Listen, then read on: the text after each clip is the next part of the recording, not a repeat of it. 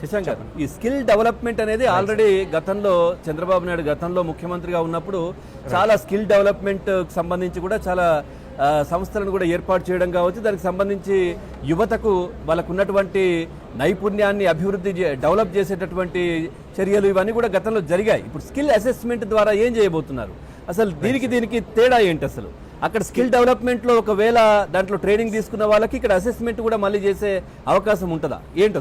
Yes sir, skill development అనేది అందరికీ ఒకే సార్ట్ ఆఫ్ కరికులం అండ్ సిలబస్తో ట్రైన్ చేయటం సార్. స్కిల్ అసెస్మెంట్ అనేది ఈ స్కిల్ డెవలప్మెంట్కి యాడ్ అయినప్పుడు అసలు first of all a student current skill ఎలా ఉంది, వాళ్ళ ఇంట్రెస్ట్ ఏంటి, ఇవి తెలుసుకుని ఈ ప్రతి ఒక్కళ్ళకి ఒక ఇండివిజువల్ లెర్నింగ్ పాత్ సార్.